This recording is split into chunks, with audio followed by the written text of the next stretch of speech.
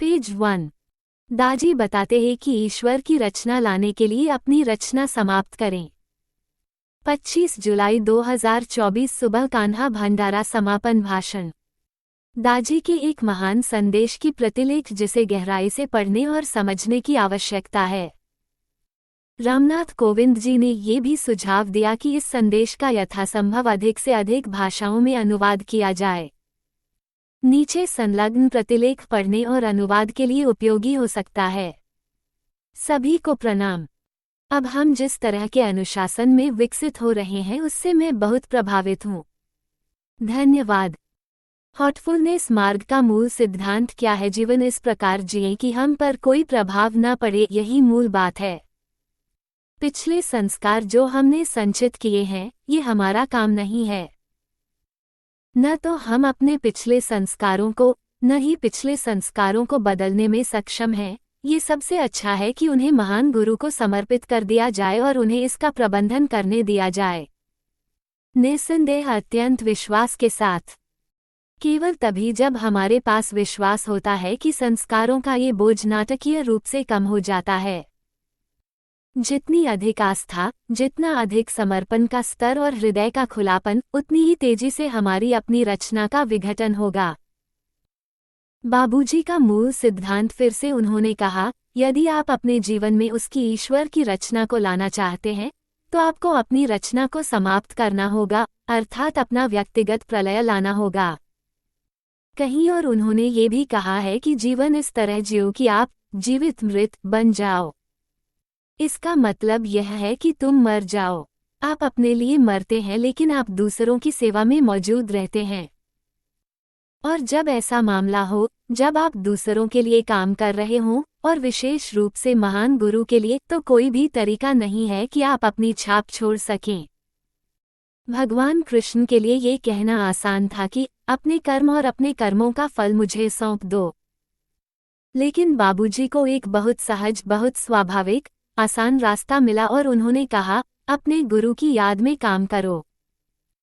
सोचिए कि वह आपकी ओर से काम कर रहा है, सोचिए कि आप अपने माध्यम से काम कर रहे हैं और सभी परिणाम उसे समर्पित कर देने हैं। यह आसान है। उसे कैसे लाया जाए? जब आप अपनी प्रतिरक्षा प्रणाली को बढ़ावा देना चाहते हैं तो आप अपनी प्रतिरक्षा को बढ़ावा देने के लिए बहुत सारे एंटीऑक्सीडेंट और बहुत सारी प्राकृतिक चीजें लेते हैं ताकि हम अपने स्वास्थ्य को बेहतर बनाने के लिए विभिन्न संक्रामक रोगों से लड़ सकें। आध्यात्मिक स्तर पर अपनी रोग प्रतिरोधक क्षमता को बेहतर बनाने का एक ही तरीका है ध्यान। इस प्राणाहुति के साथ किए गए ध्यान के माध्यम से मास्टर की कृपा से हम ध्यान की मनस्थिति में पहुंचते हैं।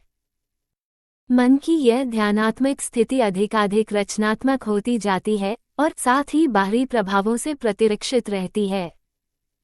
जिस हद तक हम अधिक से अधिक पसंद नापसंद का मनोरंजन करते हैं, उसी हद तक हम संस्कार विकसित पेज 2 करते जाते हैं। जब हम ध्यान की स्थिति में होते हैं तो पसंद और नापसंद खत्म हो जाती है। हम एक ध्यानपूर्ण मन कैसे बना सकते हैं? न केवल अपनी आंखें बंद करके और अनुष्ठानिक रूप से ध्यान करके, बल्कि आनंद के साथ ध्यान करके। यह अपने प्रियतम से बहुत खुशी के साथ मिलने जैसा है। इसे व्यायाम के एक और दिन के रूप में न लें। यहाँ तक कि व्यायाम के लिए जिम जाने वाले लोग भी, वे बहुत उत्साह के साथ व्यायाम कर रहे हैं, वे बहुत आनंद के साथ व्यायाम कर रहे हैं। किसी तरह ध्यान करने वाले लोग अधिक से अधिक गंभीर हो जाते हैं, दुर्भाग्य से। हमें वह भाषा बदलनी होगी। वह ध्यानपूर्ण मन अधिक खुश हो सकता है, प्रसन्न हो सकता है, बिना तनाव के, बिना निराशा के। लेकिन मैं अधिक से अधिक लोगों को देखता हूं जो ध्यान कर रहे हैं, तथाकथित ध्यान तनाव से भरे हुए हैं। क्योंकि यदि वे वास्तव में ध्यान कर रहे होते तो उन्हें तनाव कैसे हो सकता था? इससे केवल ये पता चलता है कि वे ध्यान नहीं कर रहे हैं। हो सकता है कि वे अपनी आंखें बंद करके भीतर जाने के लिए इतनी मेहनत से ध्यान केंद्रित करने की कोशिश कर रहे हों, उस समाधि जैसी स्थिति को स्थापित करने या लाने की कोशिश कर रहे हों। जितना अधिक आप प्रयास करेंगे, उतना ही अधिक ये हमसे दूर भागेगा। सीधी बात यह है कि हमारे पास जो कुछ भी है सब कुछ जमा कर दो और हल्के हो जाओ। बस एक मानसिक स्थानांतरण, यह एक दृष्टिकोण है। महान रूमी, उन्होंने कहा, मैंने कब कुछ खोया है? जब मैं एक खनिज था और एक पौधा बन गया, जब मैं एक पौधे के रूप में मर गया और पशु बन गया, जब मैं एक पशु के रूप में मर गया तो मैं मानव बन गया। मैं कहाँ खो गया? यह उनका दर्शन है कि मरने से कोई सब कुछ नहीं खो देता। अगले आयाम के घटित होने के लिए व्यक्तिगत मृत्यु की आवश्यकता है।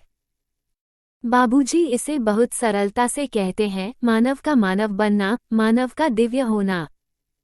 हम में से अधिकांश लोग मानवीय स्तर पर हैं। वे सभी कार्य जो जानवर करते हैं हम भी करते हैं। हमें उन सभी सकारात्मक गुणों के साथ मानवीय बनना होगा जिनकी चर्चा साधु संत करते हैं। दिव्य बने, हमें अपने जीवन में दिव्य आयाम लाने के लिए अपनी रचना को नष्ट करना होगा। और जब ऐसा होता है तो हम उस मोड़ पर होते हैं, कई चीजें घटित होती हैं। एक तो आप वास्तव में गुरु के सच्चे भक्त, सच्चे शिष्य बन गए हैं। आप उस क्षण बिना किसी हिचकिचाहट के मास्टर का सामना कर सकते हैं। दूसरी चीज जो घटित होती है, हलचल शुरू हो जाती है। हम व्यक्तिगत प्रलय के क्षण में दैवीय साम्राज्य में हलचल पैदा करते हैं। हम उज्ज्वल विश्व में फिर से उभरना शुरू करते हैं। हम स्वयं को उज्ज्वल विश्व की ओर उन्मुख करने लगते हैं। और इसे ही सहज मार्ग उज्ज्वल विश्व में शिष्य के जन्म, आध्यात्मिक जन्म के रूप में जानता है। कई लोगों ने मुझसे पूछा है, ये कैसे होता है? बाबूजी कहते हैं, जब आप केवल 7 महीने के लिए महान गुरु के मानसिक पेज 3 गर्भ में होंगे तो आप इस ग्रह पर जीवित रहते हुए ही उज्ज्वल दुनिया में पुनर्जन्म लेंगे। उद्धरण। और उसके लिए केवल एक ही चीज की आवश्यकता है, व्यक्तिगत प्रलय। हार से नहीं, निराशा से नहीं, बल्कि खुशी से शरणागति को सुरक्षित कर लिया। यह ऐसा कुछ नहीं है जिसे आप बिना किसी विकल्प के कर रहे हैं, बल्कि स्वतंत्र इच्छा, खुशी से नृत्य करते हुए आप आत्म विघटन की ओर बढ़ रहे हैं और एक दिव्य व्यक्तित्व के रूप में उभर रहे हैं। इसलिए हम वास्तव में इस प्रक्रिया में कुछ भी नहीं खोते हैं। हमें जो कुछ भी प्राप्त करना है वो ये दिव्य साम्राज्य है।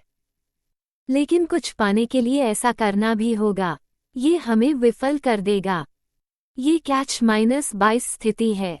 इसलिए सर्वोत्तम यही है कि अपने आप को गुरु के चरणों में समर्पित कर दें और आगे बढ़ें। लेकिन आपके पास जॉयफुल प्रैक्टिस होनी चाहिए। पिछले कुछ वर्षों में मैं बार बार अनुरोध करता रहा हूँ, कृपया ध्यान कक्षों, अपने केंद्रों पर अपने समूह सत्संग में भाग लें। जितना संभव हो सके व्यक्तिगत बैठकें लें। अपने आप को इस रिमोट सिटिंग से दूर रखने का प्रयास करें। वे अच्छे हैं, उनकी अपनी भूमिका है, लेकिन उन्हें कभी भी प्रत्यक्ष भौतिक उपस्थिति का विकल्प नहीं दिया जा सकता। मुझे आशा है कि आप इसे अपने दिल में ले लेंगे और बहुत आनंद के साथ इसका अभ्यास करेंगे। धन्यवाद, बहुत बहुत धन्यवाद।